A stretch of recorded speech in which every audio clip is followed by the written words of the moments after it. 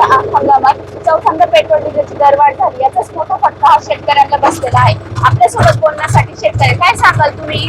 कांद्याला बाजार भाव नाही आणि आता पेट्रोल डिझेलचे दरही चौथ्यांदा वाढले, तर काय परिणाम होत आहे? आता सध्या आम्हाला पेरणीचा हंगाम सुरू होणार आहे.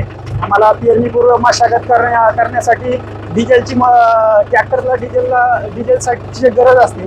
परंतु ऐन याच्यात चौथ्यांदा डिझेलची दरवाढ झालेली आहे.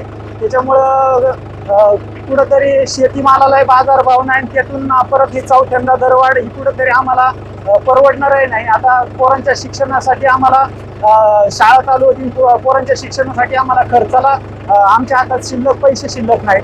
कुठंतरी कांद्याला दर भेटणार होते ते सुद्धा भेटलेले नाहीत. आता सध्या 1 रुपये 2 रुपये कांद्याला दर आहे.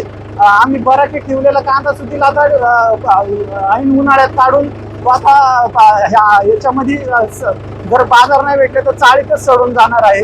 आणि पुढं लिंकिंगचा एक खत घेतलं का दुसरं त्याच्याबरोबर घ्या म्हणतात दुकानदार. आणि त्याचे सुद्धा रेट पहिले 200 रुपये रेट होते 10 वर्षापूर्वी. आता त्याचे दरवाढ ही 2,500 रुपये ते 3,000 रुपये कोण आता सध्या झालेली आहे मार्केटमध्ये. त्याच्यामुळे कुठेतरी आम्हाला सरकारने दिलासा द्यावा आणि कुठेतरी वाढलेले पेट्रोल डिझेलचे दर नियंत्रण करावे. आम्हाला पेट्रोल डिझेल अक्षरशः दिवस हे होऊन आम्हाला शेतीची कामं करावं का आम्ही लाईनीत राहून डिझेल खरेदी करावा अशी परिस्थिती आहे. अक्षरशः डिझेल सुद्धा आम्हाला भेटत नाही. आम्ही 2-2 दिवस लाईनीत राहून डिझेल घेऊन येतो आणि मग मशागती करतो.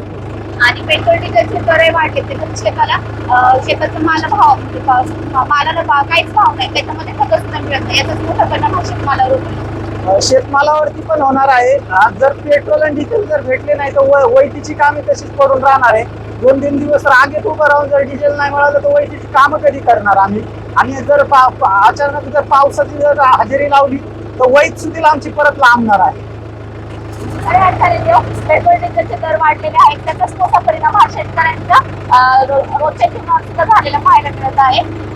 नीलम सापुडे, LS मराठी, आंबेगाव.